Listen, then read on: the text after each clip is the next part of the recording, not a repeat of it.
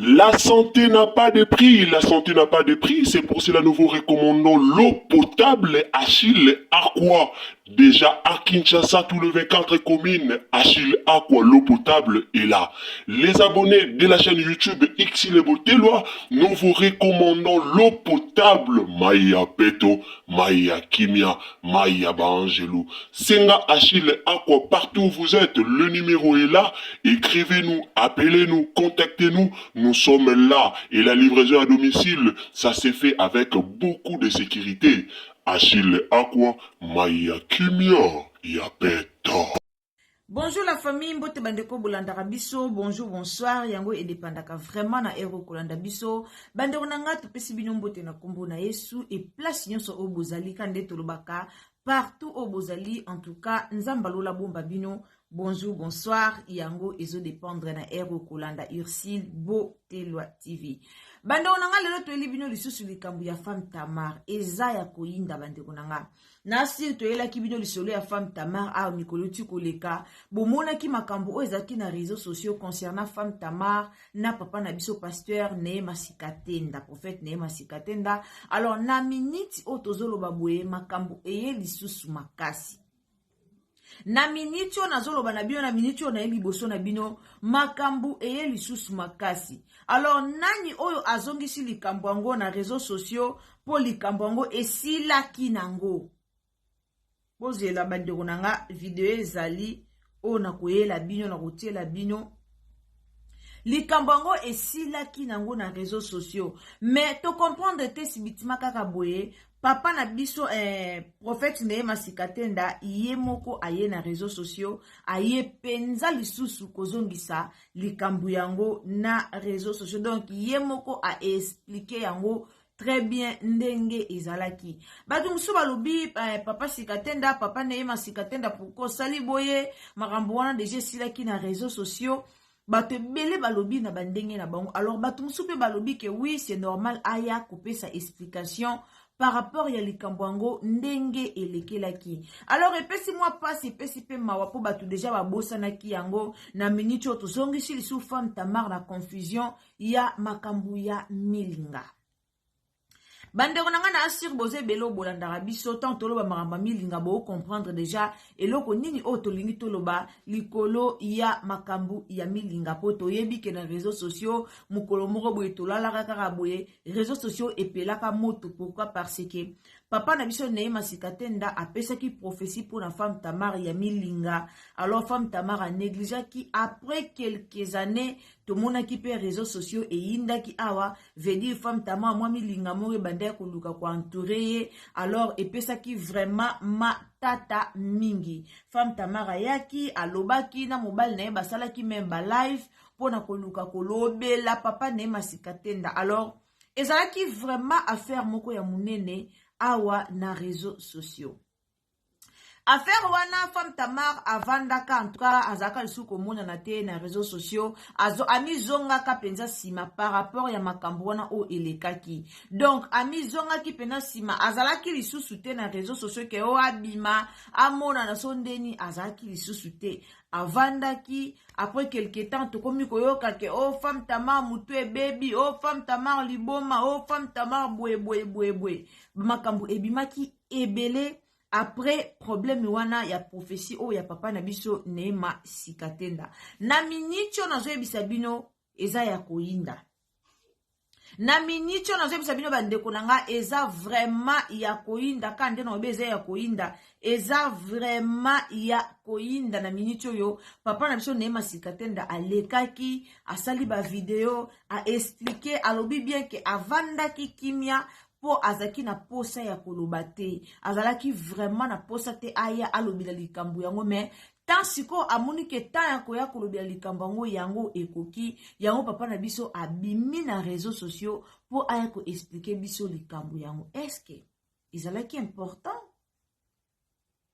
Est-ce que ezalaki vraiment important papa na biso Neema Sikatenda azonga lisusu na réseaux sociaux po aya ko expliquer biso problème oyo esi elekaki? Est-ce que c'est important? To eza important. Alors bandeko nanga kande boyebi tolobaka toujours soki eza mbrano ya liboso kotina Irsil Botelwa TV. Alors au s'abonner, au commenter, au liker, au partager. Ah tolinga ba partage na bino personnellement nga na lobaka na adora na nga ba partage na bino. Donc partager biso na Facebook, partager biso na WhatsApp, partager biso na Messenger, meka ko partager partout. Nzambalola ako pambola yo. Alors bandeko nanga na otela bino na otikela bino tolanda vraiment makambu papa na biso Neema Sikatenda lobi tolanda yango banda ebandeli tisuka après tokoya lisuko lobela likambu yango kaka ndenge ezalaka. Alors la famille, je vous aime beaucoup na loba toujours na ba obalinganga nga pe na linga bino do prière na nga penje za la rapport na bino nzamba pambola bino bozanga bambonga wifite bozanga ba obe basela la mega bozanga bambonga ba mega te po bino nde bosala rapport biso tozala. Alors to linga bino bozala zala wana po bo soutenir musala oyo biso to salaka nzamba lola pambola bino bandiko nanga tolanda après pib tolanda. Amae ane ya sika solo ya sika na gavke papa na mai matali fertilité masculine agrandissement des troisième jambe qui mobile et salakate pe ezamu kie mama azo sepelate na mbetu na gavke la muki feti zongi ba mama ona ba problème ya mabota myome fibrome trompe kiss règle abondante ménopause ata komi na 65 ans mama okobota mwana yoka bien dépression maladie mentale, autisme, ata mwana alobaka te, mobulu makasi, tope alalaka te, tozali na solution na gavke, pona loposo, totikali simate, vergete, babengi nduta, bouton, tache, acné, na gavke, ba produit bio, kaka na 5 jours ya bamba, oteli lokola lilala, teint uniforme, tozali na gamme complète, ya kopakola, ya injection, ya comprimé, ya suppositoire, esengo ezali, mama, olingi ovimbisa, tolo pesima, sans opération, benga biso na lombango, papa, mama, yo oyo, otungisama mi, na maladie, hémorroïde, interne, topé, externe, yoka, na 2 jours ya bamba, omoni changement ya solo, ebongo, ona bokono ya, diabète, AVC, tension, topé, obésité, cave-cœur, colo solution, perte de poids, naturellement, au coco ta salle de sport, théo, na kisi ya comprimé, pe injection, na cave-cœur, au zongi mobimba. Ba produit na biso ezali 100% naturel et salemi na ba plan na ba industrie ya Allemagne pe Angleterre na gavker oko sepela. Wana boti koyo kapibi ya gavke bandeko na gavke bazo sala nyoso kaka nde na ebisibino awa en tout cas sans faute nyoso ezo salama olandi publicité grave ya gavke ce qu'on se retrouver na maladie o batangi wana ko hésiter te ya kubenga gavke pona lobiko na yo ya libela. Alors toyepe pona ba mama to pe ba papa ba mama o bozana posa bobota mais ozana posa bota mais mobile na wazana makasi ya robota te na gavke bazo sala nyonso système ben ya stimulation nyonso na gavke ezo salema. Alors ozana posa ya mwana oza déjà na ménopause okomi na ba 60 70 ko hésiter te contacter ka gavke kuna assurance ya makambu nyonso ezali. La famille karande na ebisa kibino toyoka vraiment maloba ya papa na biso Neema Sikatenda toyebite femme Tamar azana ye mutu oyo azara motema mukuse. Femme Tamar aza mutu moko asiportara na ete femme Tamar kokara na ete do yazara motema pena motema nezara penza mukuse makasi. Toyebite après makambo oyo milinge gobima to milingi kobima te toyebi te après makambo oyo femme Tamar akoyela biso lisu na réseaux sociaux to akoya te po bino moko boyebi surtout mingi mobala femme Tamar oyo tobengaka papa Tamar ye pa kokara na ye te ye pa kokara na ye te bango bazaka soki likambo kaka epesi elobami kaka boye ningisi bango ale baye na bango na réseaux sociaux nga na yebisaka bino tozaka na genre bato mutu na mutu azaka na balolengene eya na mutu mosusu aza wana ata likambo ata mopepe ye ememie na gauche ememie na droite aoningana te aolenda kaka avandi esika aza mais eza na bato mosusu bazaka motema moto donc ye nde aza na okoolekela ye te okooloba na ye te donc soki olobi directement faut ye pe aya opesa réponse donc soki yo ke na gauche directement ye aye na droit de réponse eya na bato mosusu bazalaka na bango bongo eya na bato mosusu bakokaka koki na ye ya supporter mais eza na bato mosusu baza incapable ya kosupporter donc c'est-à-dire bango motema na bango ezalaka bongo donc bango basala bango bongo bakokaka na bango kosupporter likambo te eza même ka na femme Tamar akokaka na ye kosupporter te tokomona ye akoya koloba bref aneke makambo ebimaka ezalaka kutu te ke papa Kiziamina nda bimisaka yango po kokendo bango bakendaka Angola esika bakendaka kozwa prophétie ya milinga wana femme Tamar ezalaka kalele kaka nango kala après tant femme Tamar vie komo kende ye mwa boite ako muke abimi na réseaux sociaux muke bato bakoma koloba kutu femme Tamar mutu ebebi femme Tamar akomi na dépression femme Tamar zoyeba te eloko nini asala après nde batu bayaki kotombola ba video nga yebisaka bino bandeko bo contact na suki na nga c'est joli nga yebisaka bino ba mambo to salaka na réseaux sociaux to tambola malamu po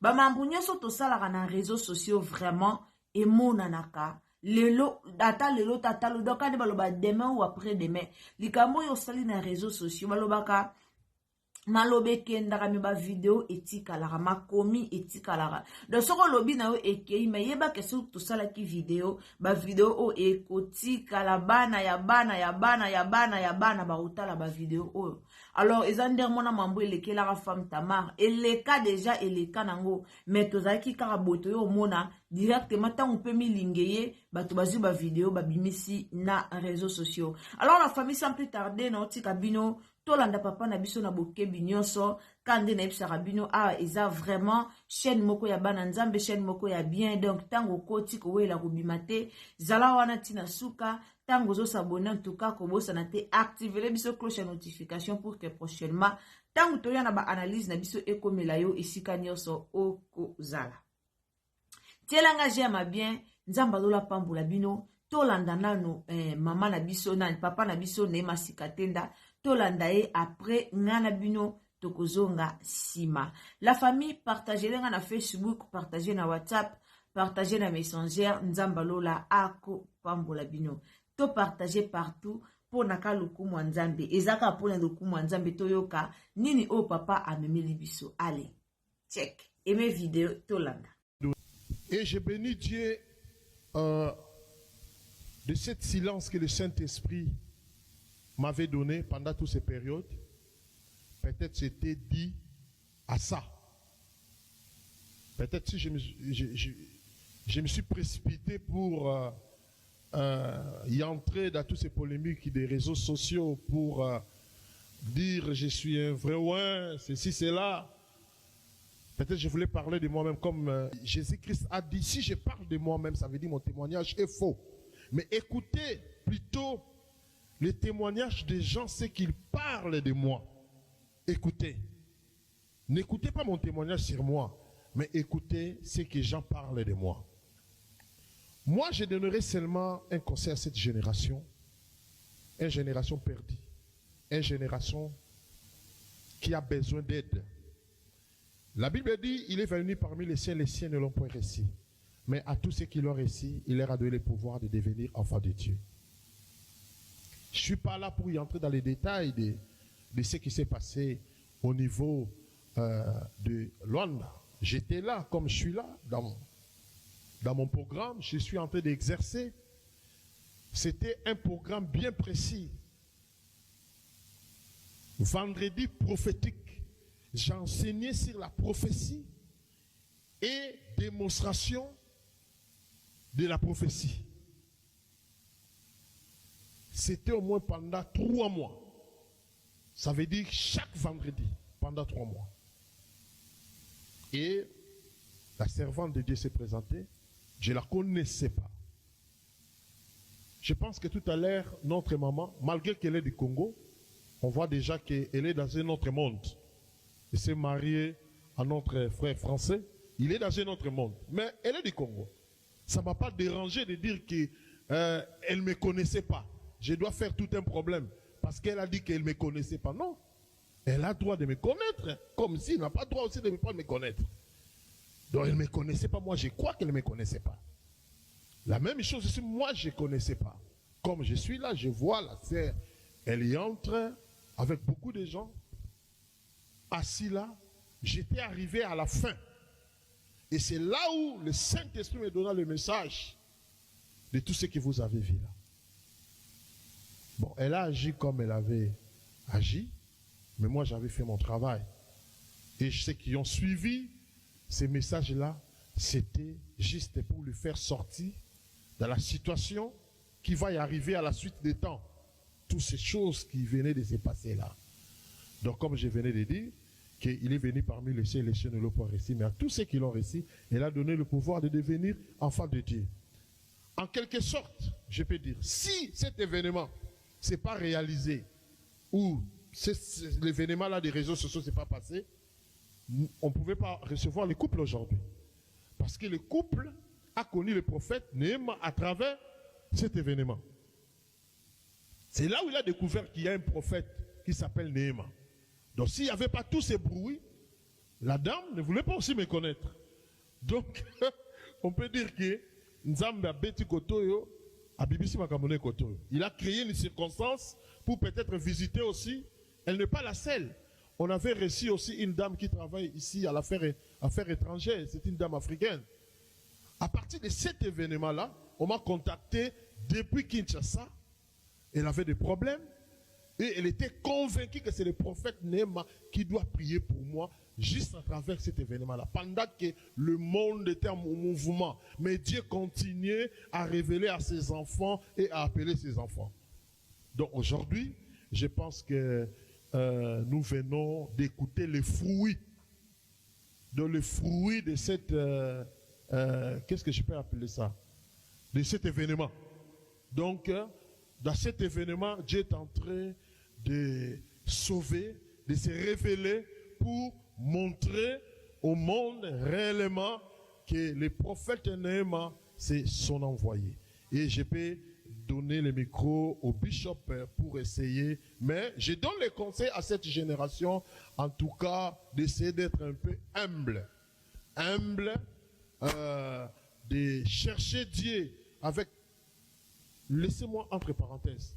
Il y a 7 ans passés, il y a un jeune serviteur a reçu la vision d'y aller arranger la route de Mangengengue.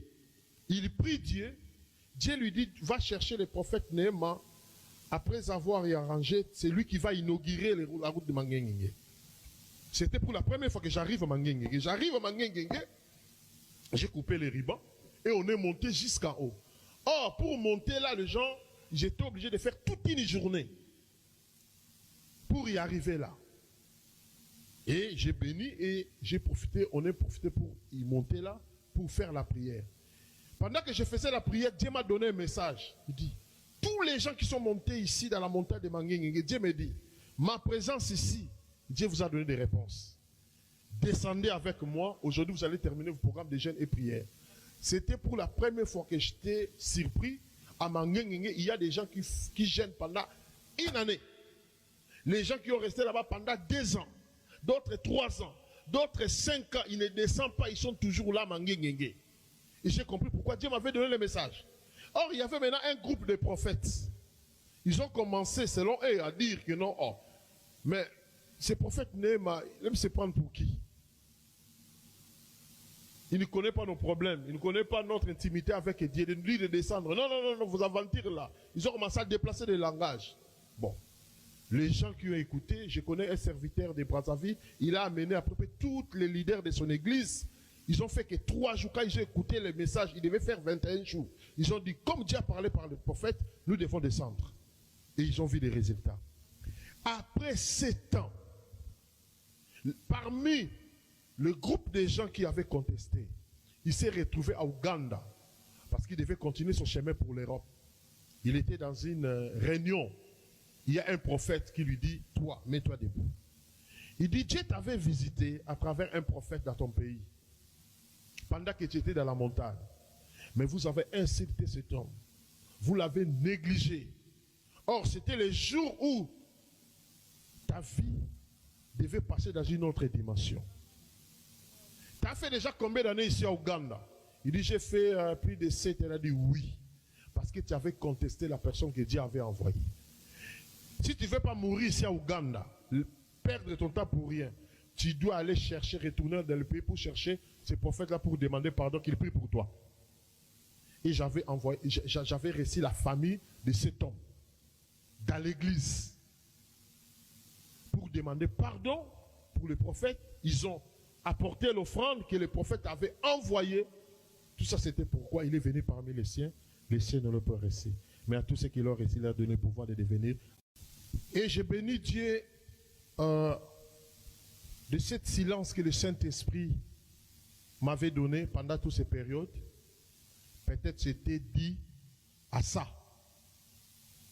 Peut-être si je me suis précipité pour y entrer dans toutes ces polémiques des réseaux sociaux pour dire je suis un vrai ouin, ceci, cela. Peut-être je voulais parler de moi-même comme Jésus-Christ a dit. Si je parle de moi-même, ça veut dire mon témoignage est faux. Mais écoutez plutôt les témoignages des gens, c'est qu'ils parlent de moi. Écoutez. N'écoutez pas mon témoignage sur moi, mais écoutez ce que les gens parlent de moi. Moi, je donnerai seulement un conseil à cette génération. Une génération perdue. Une génération qui a besoin d'aide. La Bible dit, il est venu parmi les siens ne l'ont point reçu. Mais à tous ceux qui l'ont reçu, il leur a donné le pouvoir de devenir enfants de Dieu. Je ne suis pas là pour y entrer dans les détails. Bando nanga wana tocholanda pasteur, tocholanda papa biso Neema Sikatenda. En tout cas, pour nanga, apesi explication claire, ndenge likambo ezalaki. Bomoni batebele toye koloba, falatika na ye, fallait pas expliquer, pour nani a expliquer. Ezaki conférence, oh papa Neema Sikatenda zaki nango. Bino mo boyebi na conférence, mututu azalaka na droit ya reposer ba question. Alors, bazaki na conférence, bato bakomi ko poser ye ba question par rapport à ce qui s'est passé. Tomonaki, likambo wana elekaki na réseaux sociaux, elekaki na internet, likambo mututu amonaki ndenge elekaki. Arrivé yo koma na moma moko, tangu tomoni likambango ndenge eleki, biso nyonso totali tomoni, ekomaki na moma moko boye, oyo bato bakome pe kofinga papa na biso Neema Sikatenda. Bato ebele pe bafinga kiye. Bato ebele mutu na mutu ayaki na histoire na ye. Mutu na mutu amemaki likambango na ndenge na ye. Ngalo baka likamba prophétie toyaka olobela yango penza na réseaux sociaux mingi te. Bomoni lelo to ucho mona prophétie ya mama na biso na deji mboma ibimi o na tela ibino. To négligera prophétie. Po ba prophète alukuta baza ebele. Yango bomoni to négligera prophétie. Mais ce qui est sûr, eza que pona nga prophétie ba négligera te po on ne sait jamais. Prophétie o papa Neema pesaki pona femme Tamar, pona nga na mona ango ezaki mabete. Par rapport à la vie aux femmes Tamara Bander a outaki ko mene mikoleleki na réseaux sociaux. En tout cas, prophétie wana na mona ango mabete. Na mona ki ke oui, prophétie ezwa kisika. Vraiment, je vous dis, prophétie wana ezwa ki esika po. Ezalaki ka te mbala moko ba prophétiser, mbala moko to moni befe. Ba prophétisera kala na Angola. Mais befe au sale matin femme Tamara kende poto. Tant femme Tamara ke poto, nde ba efe ko salema. biso nyonso tokoma koloba na Femme Tamar zala musika ya réseaux sociaux. Tokomi na ba message, tosali na ba video, tosali na ba émission. Ya olobaka na Femme Tamar, Mama Tamar zala musika ya réseaux sociaux. Mama Tamar tika ko poste. Mututu a remarqué que Femme Tamar a komaki le kwa mutu penza ezaki susu malamu te bo excuse nga. Mutu nyonso a remarqué que pourquoi na lobi bongo po Femme Tamar a komaki ko poste nyonso sauf rien. A komaki vraiment ko poste nyonso na réseaux sociaux sauf rien. Kutu to vandeka boto kamwe ka boto mona directement Papa Tamar na Mama Tamar bakoti live. Babandi kofinga Neema Sikatenda. Babandi koloba nzamba lukuta, nzamba boye, biso to sela kabike kote, biso to lataka baba nini obasutani te, biso to lataka boye te, ngai tuna nzamba dodo kamba, enga to mona ba video na Papa Tamar akoma rouge. To mona ba video wana na réseaux sociaux. To mona angoka awe longo na bino. D'autre part, Femme Tamar akedaki mwa vitesse. Na kwanza libande po binyo bozala boka ka ozo sala émission zo kwanza na kati ya zolo mwa mukuse yelinga awa yango na simbi. Binyo bolinga kukuze batna makamnyos. Femme Tamar akomaki pe na mwa ba agitation moko o ezalaki normal te. Alors c'est normal lelo ndenge papa na biso leki aye koloba azalaki na choix te. Ce qui Femme Tamar leka na TV aya ko pesa explication soit aya ko répondre papa Neema Sikatenda wana tolubaka ezana ndenge na epo to ebi ya répondre na e. Mais selon Irsil Botelo TV selon nga papa na biso asali mabendenge aye abimisi sous likambango na réseaux sociaux mais azaki na choix te. Azaki na choix te par rapport ya ba question o batu batuna kiye. Peut-être yé moko pas atandaki na question wana te na conférence na ye. Bimo boyebi na conférence ba posa la question tout. To mona ba Mike Kalamba nde ba betaka libaku na ba conférence to mona ba Moïse Mbi to monaka. Alors azalaki na choix te à répondre, à éclaircir. En tout cas, à teka ka polele na likambongo. Donc, apesi ka éclaircissement ya likambongo, ezalaki ndenge nini po baya kokoma baya ko arriver tina ndenge bafinga makibongo. C'est normal. Bafinga maki makasi na réseaux sociaux. En tout cas, tant que likambo finga ma, c'est vraiment normal que Papa Tamar na eza penza ya solo. C'est vrai que Papa Tamar na Mama Tamar bafinga ki pasteur Neema na réseaux sociaux. Bafinga ki prophète Neema Sikatenda. Or Neema Sikatenda aza muto aza reconnu monde entier. Neema Sikatenda aza na église a munene ya Sikatenda. Bato basambela kuna ku basambela les dieux de Sikatenda. Alors, tosenga ka na Femme Tamar zala penza na mutema bo mama. En tout cas, Mama Tamar pona likambo eleki zala penza na mutema bo mama. Donc zala penza na mutema ya mama. Mama supporta nyonso. Zala na mutema mama. Banda makambo peleka epesa pe moi discipline. Na Femme Tamar le kasu na réseaux sociaux tendenge zaki liboso moi snap na mobile nebo atie na réseaux sociaux moi boy atie na réseaux sociaux peut-être makambo pe nzambe pe so a planifier ki ka ekoma wepo azana moi na moi akoma moi azana moi azana discernement mo boy akoma moi discret alors bongo peut-être nzambe na permettre ki likambango salema.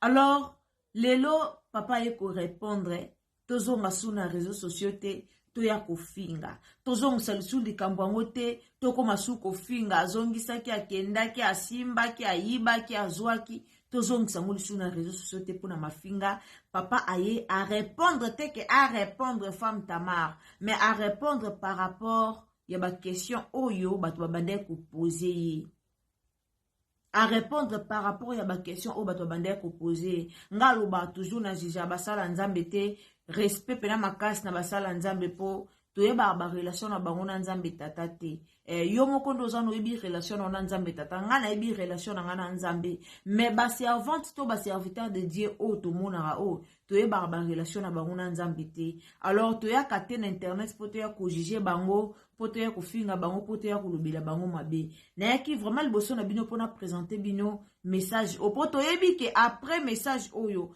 après kaka video ya papa salaki papa na masikatenda salaki makambo ekoloba lisusu ebele na réseaux sociaux alors toye nango penza to expliquer bino bolanda message ya papa boyoka ndenge likambo yango elekaki tosengi vraiment na femme Tamar kimia ya kolo sumasia ezala na yo alors merci na bandeko bolanda Irsil Botelo la TV kande tolobara sur les ambano liboso koti na chaîne na biso osabone commenter liker au partager et puis kobo ça nate ko activer cloche de notification pour que mbala si matin tozo ba analyse na biso et comme la yo esika nyonso okozala emele biso vidéo nzambalola pambula bino tokutani à la prochaine occasion ce qui est somasia à zongité.